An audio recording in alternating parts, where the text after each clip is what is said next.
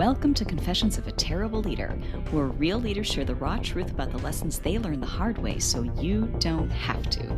Join our host, Layci Nelson, founder of Transcend Leadership Collective and former terrible leader.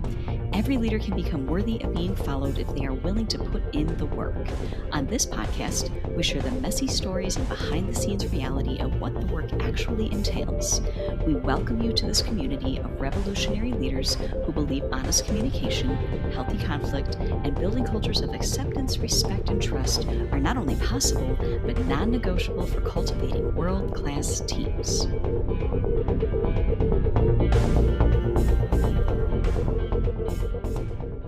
Hello, and welcome to Confessions of a Terrible Leader. Welcome back. Layci Nelson here, former terrible leader, still learning every day. Today, friends, I am sharing with you on this solo episode 2 times in my life that I tried to just push through, and it was absolutely the wrong move. I don't think I've talked about this out loud before, so here we go. The tendency to want to just keep working and get it done, and for me, even hide in my work. It's become a story that I tell myself when there's a lot of stress. Oh, it's my coping mechanism to work. But really, if I'm honest, sometimes it's not my coping mechanism, it's my hiding mechanism. I'm not coping through work. I'm hiding from my feelings through work. And those are very different things. And just this last year, last October, my father-in-law passed away. He's been part of my life since I was 16 years old and very much like a father to me. And he died very unexpectedly. It was a very short 2-week window from diagnosis to he was gone. And I was under the delusion that I was okay to work. And despite my team telling me, you need to please let me clear your calendar. Mary said, over and over, let me clear your calendar for you. Cancel your appointments for a week or two. I didn't listen. And I, in the moment, thought that I was coping and thought that it was what I needed to do, that it would make me feel better. And that I had, the clarity to be able to operate and just, shut off that other part of my brain and just dig in and get stuff done. It was absolutely the wrong move. Mary was 100% right. The rest of my team was 100% right. I needed to clear my calendar for a week or two. I didn't realize until coming out of the other side of it what a fog I was in. The quality of work, if we want to start there, was far from what I'm usually capable of. But it's not just about that. It's about this refusal to slow down and to breathe and allow myself to feel the hurt and the loss and the grief, because I didn't want to. And I was masking. I was just using so much energy trying to get through the day for this stubborn resistance to hold up the front and not just let myself be okay with zero quote unquote production for a week or 2 weeks of being just there for, I feel like I did okay being there for my husband, being there for my kids, being there to support all the family coming in town. I did a really bad job of being there for myself. Leaders, my fellow leaders, please don't do what I did. Please learn how to be there for yourself and give yourself permission. This is one of those I'm going to chalk up to really painful lesson learned and that I will never do again. And I will take time to grieve and to let myself grieve as it comes around. Another time that I pushed through and I really shouldn't have was a couple of years ago. My own father, he is still with us, but his hobby is like he likes to try to almost die every few years. So my dad he's a pancreatic cancer survivor. He's had a lot of health complications since that, and that was about 10 years ago.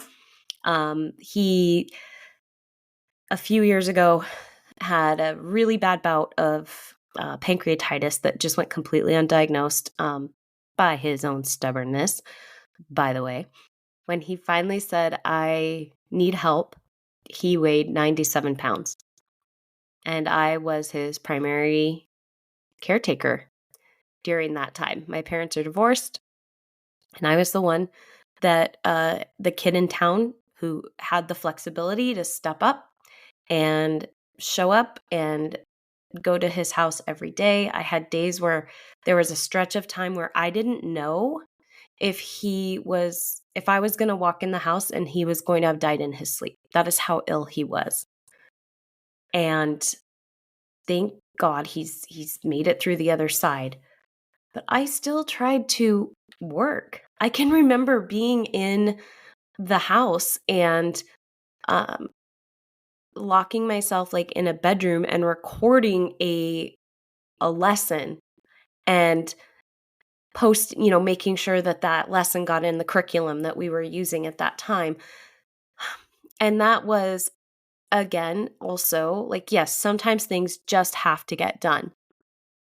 But I was using it as a way to hide, the work as a way to hide, instead of fully like sinking in to recognizing, acknowledging, feeling the emotion and sitting with the emotion and letting the emotion like wash over me, that all of the things that I was feeling during that time, the frustrations, the fears, the anger, all of the things that happened during that period. And I was using work again to hide and not really to cope, but I was telling myself it was to cope. And I should not have pushed through to the degree in which I did. There were a lot of things that could have come off the calendar. And apparently that bout, that happened before I lost my father-in-law, didn't teach me I didn't learn the lesson. And then this time it was something even worse, exceptionally hard. And I learned it. I've learned the lesson this time. And I'm sharing it with you because I want you all to give yourself permission to be human and give yourself permission to let your team carry you when they say, I've got you. I will carry this. You go take care of yourself. Take care of your family. You would do the same for them. I know you would. You would insist. You need to be willing to model it. And I am lecturing myself right now for the future. I need to be willing to model it because I can talk about it until I'm blue in the face. But when the rubber meets the road, now I've had 2 instances where I really didn't model what I talk about for myself, thinking I'm some kind of, special case, and I'm not. I'm just as human as everyone on my team. So that is my mistake.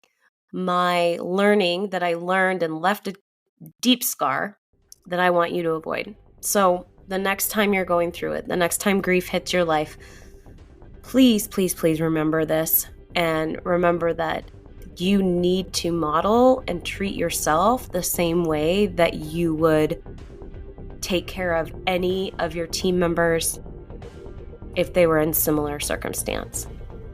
You have to. If you want to sustain leadership, you have to learn to take care of yourself if you're in it for the long game. And it doesn't just mean your physical body.